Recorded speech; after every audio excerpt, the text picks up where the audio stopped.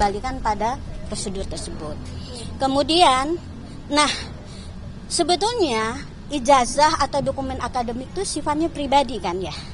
Tetapi karena ini pernah digunakan untuk jabatan publik, mulai dari Solo sampai KPU, maka kami juga akan meminta, karena dokumen ini perlu dikonsistenkan antara yang dihasilkan oleh UGM dengan apa yang sudah digunakan di KPU. Nah, lalu kenapa ada Polda? Ketika kami meminta ke UGM, kan prosesnya permohonan informasi publik itu adalah pertama membuat surat, itu ada waktu jawab, surat permohonan 10 tambah 7 hari, lalu dari pihak yang badan publik itu akan memberikan jawaban. Setelah itu kalau kita tidak puas, kita bisa memberikan surat keberatan dan itu akan dijawab oleh atasan dari PPID. Nah, di sini kami waktu ke UGM itu sampai pada awalnya dinyatakan tidak dikuasai atau ada di Polda. Ada di Polda, ada yang tidak dikuasai. Ada yang tidak ada. Nah, karena sampai dengan tidak dalam kekuasaan kami. Nah, karena ini adalah ijazah informasi publik, maka kami kejar itu ke Polda, karena itu tetap adalah informasi publik. Jadi kenapa ijazah ini informasi publik dan dokumen pendukungnya? Karena pernah digunakan untuk mendapatkan jabatan publik dan itu tidak berubah. Lalu apa lagi yang kami dapat? Nah, yang kami dapat itu dari awalnya KPU tidak memberikan, KPU pusat menyatakan bahwa yang kami minta adalah informasi yang dikecualikan. Waktu itu ada keluar keputusan KPU yang 731. Tetapi untunglah kemudian diralat. Sehingga kami mendapatkan panggilan tanggal 1 untuk tanggal 2, tetapi berhalangan, akhirnya dapat tanggal 10. Kami dapat 2 salinan legalisir ijazah yang digunakan tahun 2014 dan 2019, dan itu kami kunci ya. Itu fotonya adalah berkacamata, kemudian tetap ada toganya, ada pakai jas, dan itu dengan cap yang tidak melewati jas.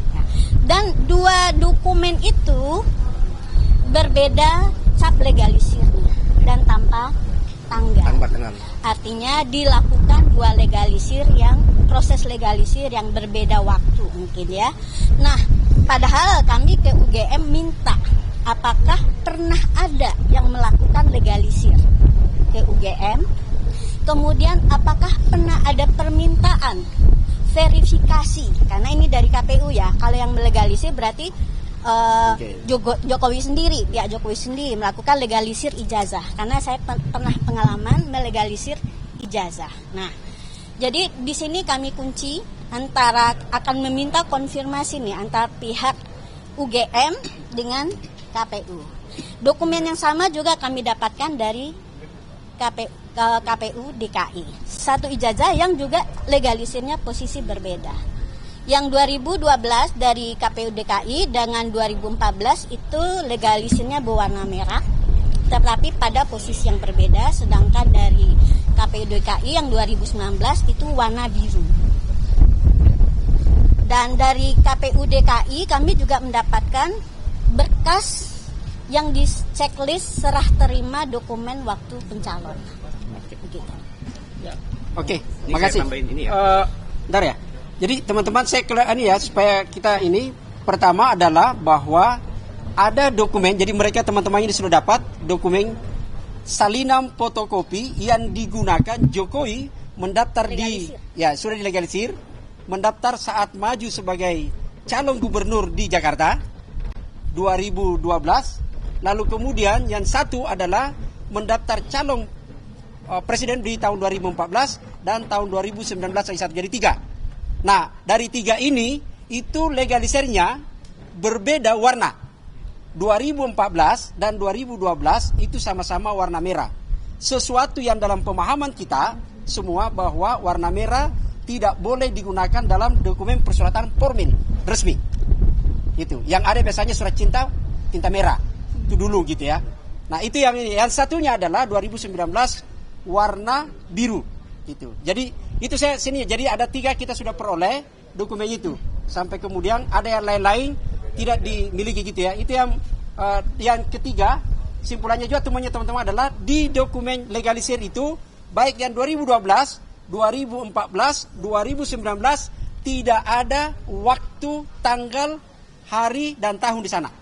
Oke, jadi itu temannya. Nah, apakah itu pelanggaran seperti apa? Nanti kita dengar jawabannya dari UGM. Siapa lagi? Dan Pak, jadi boleh saya sampaikan sedikit ya. Kenapa kita sampai ke sengketa? Harusnya kalau itu dokumen diserahkan, ya, itu nggak perlu sengketa. Kenapa? Karena KPU menutup sebagian informasi dan tidak memberikan beberapa informasi yang lain. Terutama itu menutup sebagian. Lalu yang untuk Polda sama sekali tidak. Jadi UGM sama sekali kita tidak mendapatkan dokumen. Tetapi KPU memberikan sebagian. Solo juga tidak sama sekali. Artinya ini nih, sesama KPU kebijakan tentang informasi publiknya, pemahamannya, penerapannya juga berbeda. Dan kami ingin upaya kami ini adalah penyelesaian menyeluruh dan untuk perbaikan sistem ke depan, baik pada keterbukaan informasi di integritas di dunia pendidikan. Dalam hal ini adalah persoalan ijazah palsu itu akan banyak ke depan.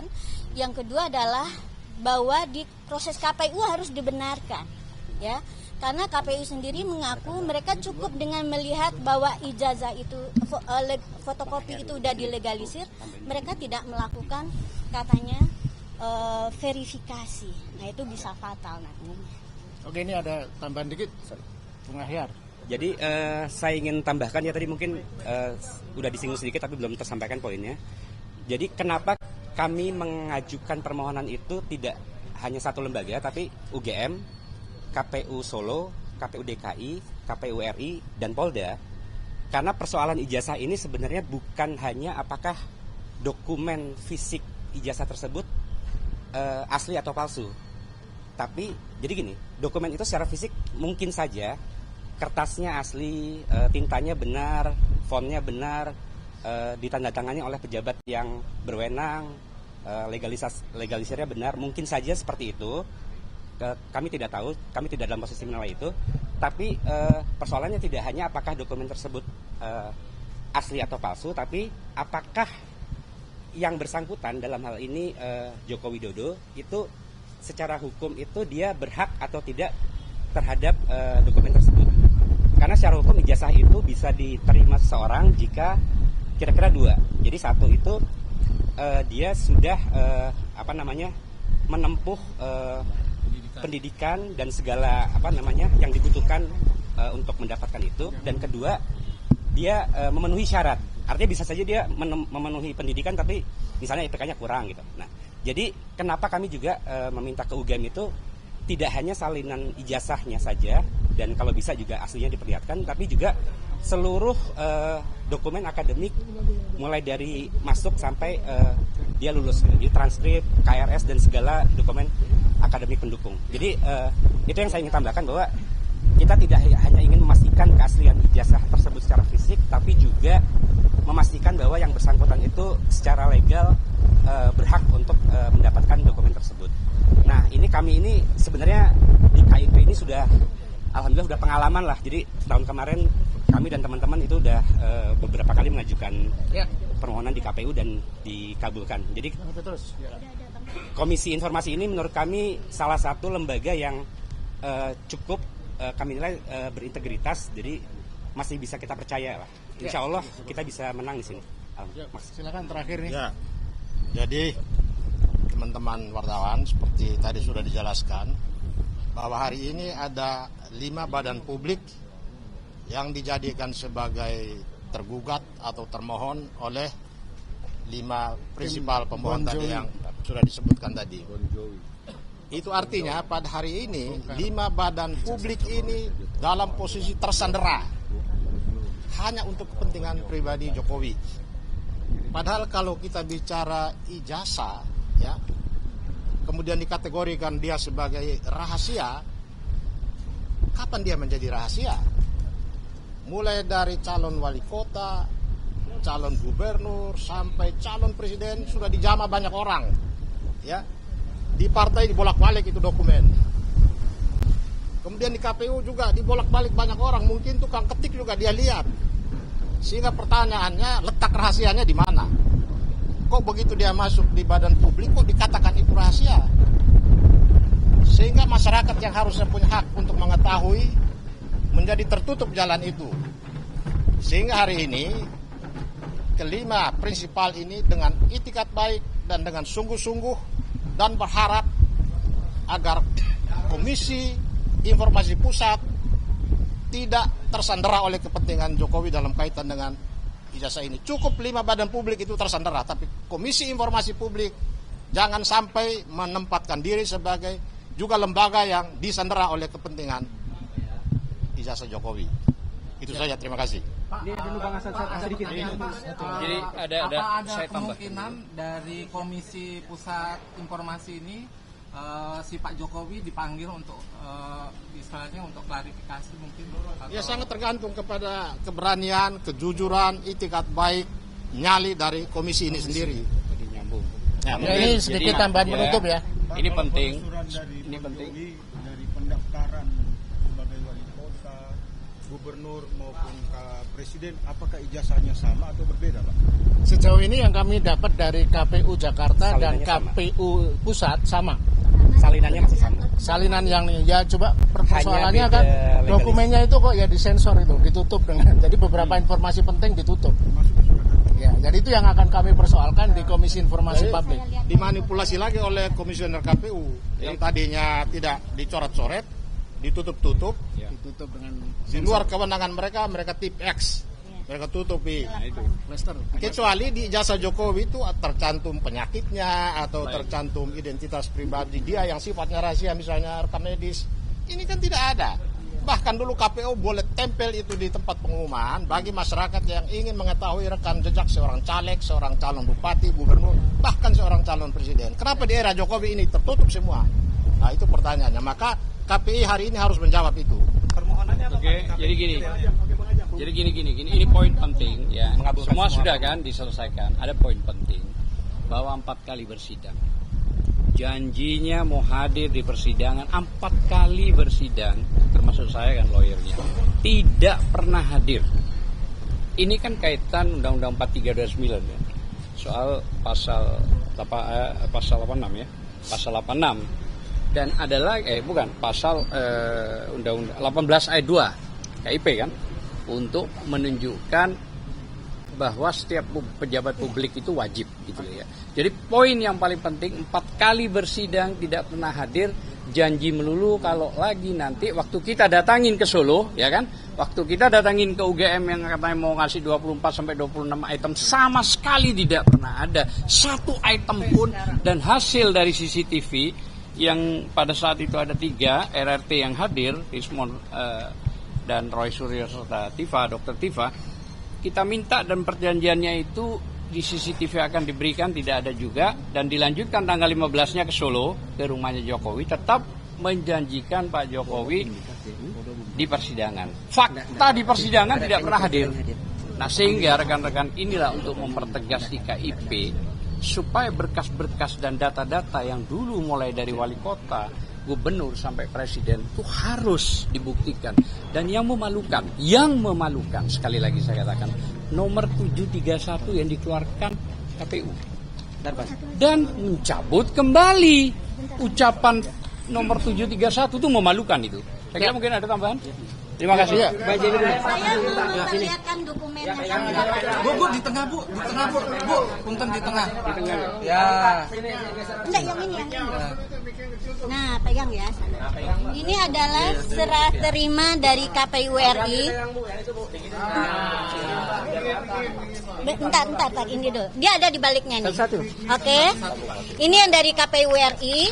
Nah, ini ijazah 2014 yang digunakan. Oke, tahan dulu. Oke. Di Zoom.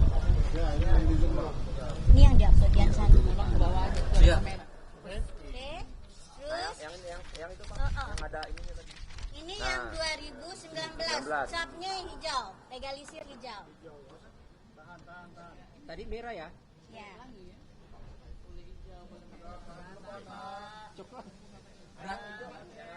Ini yang diupload Dian Sandi. Pembandingnya ya, Sebagai pembanding ini. Ya, yang katanya Aswal Mas. Ini udah. Satu lagi belakangnya. Ini jadi yang kita dapat dari KPU 2, satu warna merah 2014 dan hijau capnya. Dan ini adalah serat terima dari KPU DKI.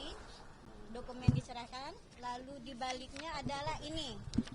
Ini juga warna merah, tetapi posisi legalisirnya agak berbeda dengan yang 2014. Ya, saya kira cukup ya sebagai penutup. Poin penting yang ingin sampaikan, kalau perlu ada pengadilan administratif soal dokumen dan informasi, maka satu-satunya tempat yang benar adalah tempat ini, pengadilan dokumen informasi publik.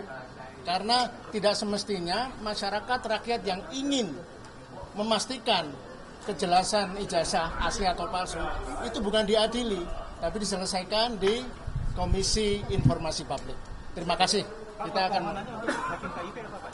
Jadi kami permohonannya adalah semua permohonan yang kami kirim ke 5 lembaga itu dikabulkan oleh majelis hakim. Dan kami percaya KIP ini termasuk lembaga yang masih cukup kredibel dan berintegritas. Jadi dan ini persoalannya sangat sederhana secara peraturan perundangan. Jadi kami insya Allah yakin majelis hakim akan mengabulkan permohonan kami. Kalau begitu artinya ijazah aslinya bukan ijazahnya akan ditunjukkan. Mestinya begitu. Salinan itu insya Allah diberikan. Kalau aslinya itu nanti ya kami minta diperlihatkan, tapi itu semua kan tergantung ya catatan penutup juga ini. Jadi ke UGM kami meminta 20 jenis dokumen kepada KPU Pusat dan KPU Jakarta, KPU Solo kita meminta 7 jenis dokumen. Kepada Polda Metro Jaya kita meminta 8 jenis dokumen. Tapi sejauh ini yang kami dapatkan dari KPU Pusat dan KPU Jakarta cuma 4 dokumen. KPU Solo tidak memberikan, hanya menjawab surat. Polda tidak menjawab sama sekali, dan UGM hanya menjawab surat tanpa pernah memberikan dokumen apapun selain menyebutkan 3 hal. Kami tidak menguasai dokumen itu. Kedua, dokumen itu dikuasai Polda. Yang ketiga, dokumen itu tidak ada. Terima kasih, dan kita saksikan bersama persidangan hari pertama ini. Terima kasih. Ada tambahan nggak Bu Mary? Tambahannya adalah dalam urusan tersangka ini harus dibuktikan dulu dokumen atau ijazahnya Bapak Jokowi.